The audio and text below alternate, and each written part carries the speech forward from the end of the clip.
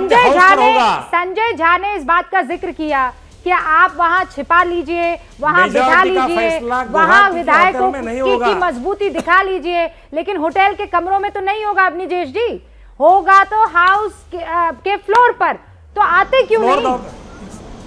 वो क्या डायलॉग था? बुलाती है मगर जाने का नहीं, मगर जाने का नहीं। यहाँ सत्ता बुला रही है लेकिन विधायक जाने का नहीं, क्यों? रूबिका जी, मैं संजय झा जी को याद दिला दूं कि जो जिस तरीके से गुवाहाटी में छिपे हुए हैं, ऐसे गुजरात के राज्यसभा इलेक्शन के समय जब गुजरात में बड़ी भारी बाढ़ आई थी, सब उनके एमएलए कहां थे? अभी राजस्थान के एमएलए कहां पहुंचते हैं, हरियाणा के एमएलए कहां पहुंचते हैं? संजय जी, एक तरफा बात करेंगे तो अच्छा नहीं लगता ना। आप जैसे व्यक्ति जो एक पार्टी से निष्कासित भी हो चुके हैं और इन्हीं कारणों से हुए हैं, तो बिल्कुल न्यूट्रल बात कीजिए। बात बड़ी साफ सी है। अगर किसी को साफ साफ नजर नहीं आ रहा कि वहां पर 40 एमएलए हैं शिवसेना के, वो नजर नहीं आ रहे, मुझे समझ में नहीं आता कि उन 40 एमएलए के ऊपर ईडी का भी खतरा है, सीबीआई का खतरा भी है, एनसीपी के किसी नेता पर नहीं है, एनसीपी के किसी उस पर नहीं है, जो जिसमें 2 अंदर भी हैं, कांग्रेस पर नहीं है, शिवसेना के बाकी उस पर नहीं है। कैसी मतलब किस जनता को क्या इतना बेवकूफ मत समझिए ना। बात बड़ी साफ सी है कि शिवसेना के ये जो एमएलए गए हैं, ये कोई आज की बात नहीं है। और मैंने कल भी कहा था कि the last on the camel's back. लोग कहते 2.5 साल तक मलाई खाते रहे। 2.5 साल तक मलाई खाने की बात नहीं है। बात एक एक करके पाइलअप होती रही शिकायत कि किस तरीके से सावरकर को गद्दार कहने वाले के साथ आप सरकार बनाएंगे। आज बाला साहब होते तो क्या सरकार बना लेते? वो क्या हाल करते, सड़क चौराहे पर फोटो लगा करके जूते मारते उस आदमी को जिसने सावरकर को गद्दार कहा। बाला साहब आज होते तो जिसने संभाजी की आंखें निकाल ली थी, उसकी मजार पर जाकर के मरसिया पढ़ने वाले के सामने उससे वोट मांगते राज्यसभा के लिए। मांगते क्या वो? ये समझ में नहीं आ रही क्या? ये शिवसेना के अपने एमएलए जो हैं उनको समझ में आ रही है कि हम किस मुंह से वोट मांगेंगे जाकर के एनसीपी और कांग्रेस के खिलाफ जाकर के? उन्हीं के खिलाफ जाकर के वोट मांगेंगे हम? ठीक है, शरद पवार जी की राजनीति है कि शिवसेना को खत्म कर दो, इसलिए उनको वो आज भी उद्धव ठाकरे के साथ हम हैं। अरे उद्धव ठाकरे के साथ शरद पवार है, शरद पवार के होने से तो काम बन नहीं रहा ना। एमएलए साथ नहीं है उनके। ओके, कुंटे जी, अरे एमएलए साथ लेके आओ तब तो बात बने कुछ। सबसे पहले संजय जी का आपने जिक्र किया, इसीलिए संजय जी बात करना चाहेंगे और आप जवाब देना चाहेंगे। संजय जी।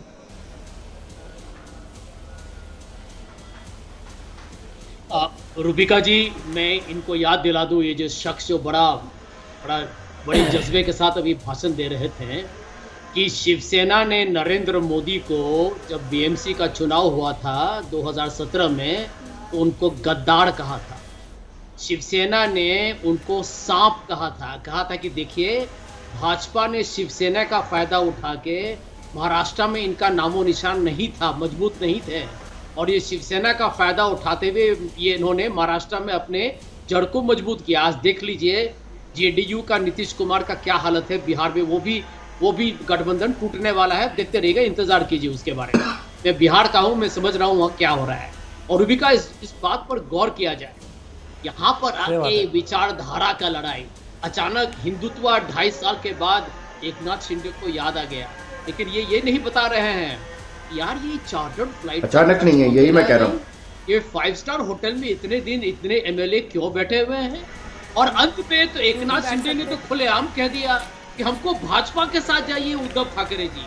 तो देखिए ये कैसे हैं, ये उद्धव ठाकरे जब शिवसेना मुख्यमंत्री है तो इनको ये नहीं पसंद है, ये चाहते हैं कि देवेंद्र फडणवीस मुख्यमंत्री बन जाए। इसमें भाजपा का हाथ खुला हुआ है, सब जानते हैं। और इसीलिए ऑपरेशन कमल में समझता हूं कि चाहे हमारा जो भी राजनीतिक हमारा प्रेफरेंस हो, ये भारत के प्रजातंत्र, महान प्रजातंत्र पर एक काला धब्बा और कलंक। ठीक है, शरण त्यागी कुछ कह रहे हैं। हाँ, बड़ा काला धब्बा है। आज 5 स्टार्स के बिल सीधा एकदम हर रूम का 1 लाख हो गया। जिस दिन ये सरकार बनी थी, जिस दिन ये सरकार बनी थी और 5 स्टार में लंबी सी लाइन लगाकर जो दिखाया जा रहा था, लोगों को ललित में रुकाया जा रहा था, उस दिन तो भारत के लोकतंत्र बहुत ही बड़ा हो गया था। क्यों जी संजय जी? और कांग्रेस को क्या क्या कहा है बाला साहेब ठाकरे ने, वो मुझे याद दिलाना पड़ेगा क्या आपको? वो ऐसी बातें मैं टीवी पर बोल नहीं सकता, लेकिन वो भी गठबंधन बना। अब सर, अब सुन लीजिए ना सर, इतना फ्रस्ट्रेशन ठीक थोड़ी है। अब रुक जाइए सर, रुक जाइए ना। अब दूसरा आगे इतनी सारी बातें बोलने के बाद आपको विचारधारा से क्या परेशानी है? अब से 2 साल पहले तक तो शिवसेना की भी वही विचारधारा थी, भारतीय जनता पार्टी की भी वही विचारधारा थी। 2 साल किसने किसको क्या कहा वो ठीक है, लेकिन इस देश में जब कांग्रेस शिवसेना से अलायंस कर सकती है, एआईएमआईएम से समर्थन ले सकती है, तो फिर उसके बाद बचता क्या है? बदरुद्दीन अजमल से ले सकते हैं, बंगाल में ले सकते हैं, और यहां आकर कहते हैं विचारधारा की। भारतीय जनता पार्टी की विचारधारा की लड़ाई है, और उसी विचारधारा की वजह से ये 40 लोग आज शिवसेना को छोड़कर जा रहे हैं एकनाथ जी के साथ, क्योंकि उनको पता है 2.5 साल बाद जिस हिंदुत्व पे एमएलए बनकर आए थे वहीं पर वोट मांगने जाना पड़ेगा। उसके बाद क्या जवाब देंगे? लेकिन ये राजनीति तो पाखंडी है ही ना, ये तो सबको मानना पड़ेगा। यहाँ इस हम्माम में तो सबके सब एक ही तरीके हैं, एक एक धागा उनके शरीर पर नहीं है। आप संजय जी अपनी पार्टी की बात कर लीजिए, तो सच्चाई है। शिवसेना की किशोर तिवारी जी बात कर लें, या कुंटे जी की पार्टी एनसीपी का जिक्र हो जाए। अब निजेश जी भी आपकी बात का जवाब देना चाहते हैं। ममता काले आपका भी रुख होगा, तिवारी जी आती हूँ मैं आपके पास। हाँ निजेश जी, भाई पीडीपी विचारधारा नहीं है। मैं संजय जी ये हाँ नहीं मैं बता देता हूँ संजय जी को पहले मैं जवाब दे दूं। इस भारत के महान लोकतंत्र पे जिसमें मैं भाषण दे रहा था, उनको भाषण लग रहा था, मैं आपको एनटीआर की याद दिलाऊं जो अपने सारे एमएलए लेकर के बसों में लेके घूमे थे। तब क्या हुआ था? टी अंजैया के साथ क्या हुआ था? मैं या उसकी याद दिलाऊं जब बूटा सिंह रातों रात सरकार बर्खास्त कराने के लिए पहुंचे थे, या कल्याण सिंह की सरकार जब बर्खास्त होने वाली थी, उसको अंदर नहीं बैठने दिया गया था। आपको कितनी याद दिलाऊं? भजन लाल जी की याद दिलाऊं या किसकी याद दिलाऊं? आप बताओ कहां से याद दिलाऊं आपको मैं? जवाहरलाल नेहरू ने पहली टी नंबूद्रीपाद की सरकार, निर्वासित सरकार बर्खास्त की थी। आपको कहां से याद दिलाऊं, कहां से लेके कहां तक याद दिलाऊं? वो उतने उदाहरण दे सकता हूं आपको मैं।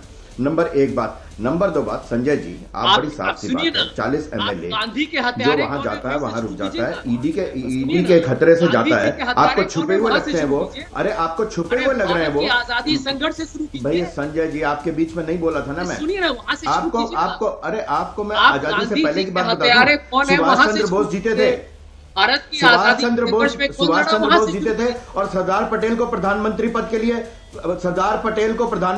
के लिए चुना था कांग्रेस ने, कांग्रेसी नेताओं ने ले गए थे जवाहरलाल नेहरू। आपको आजादी से पहले आएंगे तो आजादी से पहले का भी बता दूंगा आपको मैं। आप आजादी आपको कहां से शुरू करूं?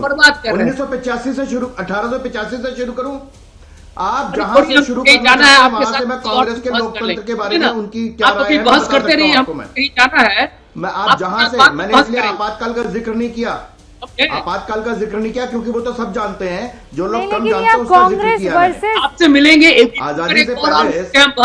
ठीक है, आप दोनों को मैं इनवाइट कर लेती हूँ, लेकिन बात यहाँ पर कांग्रेस की नहीं हो रही है ना। बात तो यहाँ पर शिवसेना की हो रही है। संजय जी 1 सेकंड, आप निजेश जी 1 सेकंड, मैं दोबारा याद दिला दूं। कांग्रेस आज जो लोकतंत्र पे भाषण दे रही थी, अरे भाई कांग्रेस वाले जो लोकतंत्र पे भाषण दे रहे आप थे, यहाँ उनको कांग्रेस कर रहे हैं। अरे शिवसेना की बताइए ना, पहले ये कौन से फिल्म में शिवसेना की बताइए ना। मैं अरे शिवसेना तो होगी ना, शिंदे की हो गई। अब वो शिवसेना शिंदे की है, तो अब आप गले लगा लेंगे बाला साहब भैया को। बाला साहब हो जाएगा। जो सावरकर को गद्दार कहने को स्वीकार कर लेता है, वो बाला साहब का वारिस नहीं हो सकता।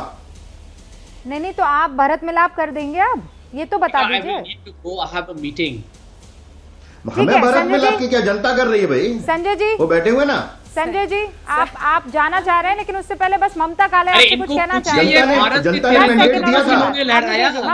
ममता काले संजय जी उसके बाद आप जनता का जनादेश शिवसेना और भाजपा के पक्ष में था।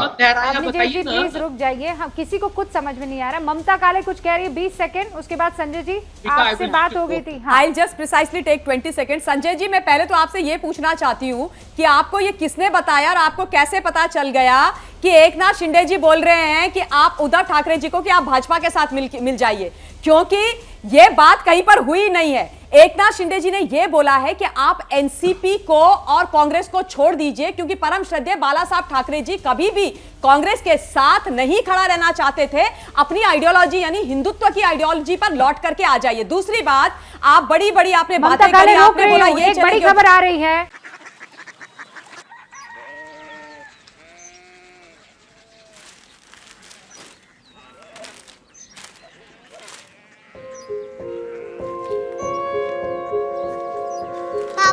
बाबा उड़िया सिटी जानी ना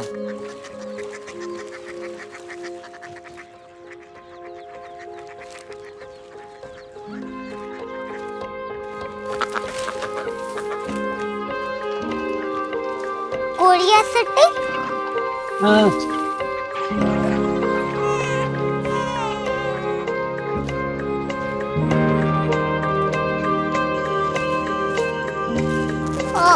कोरिया सिटी कहाँ पे है?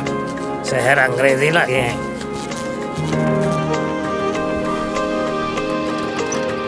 Korea city.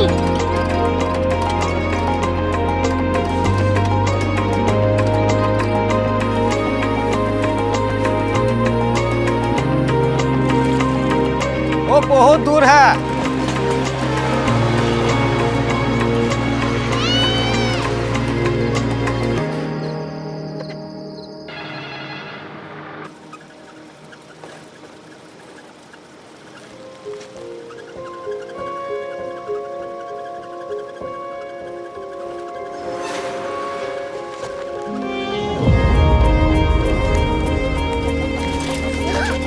Korea city.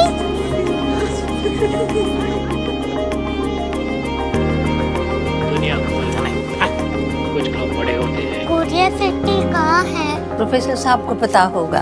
हो, ये छोटा वाला ग्लोब लगता है और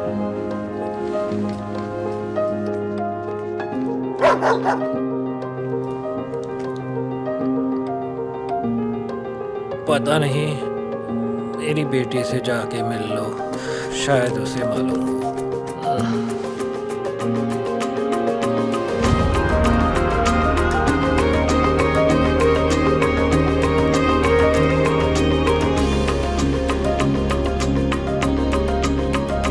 हाय,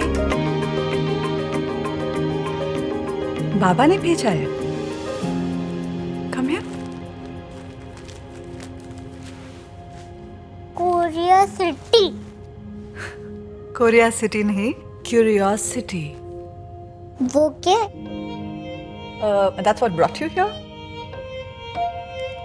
जो तुम्हें यहाँ तक ले आया। क्यूरियोसिटी।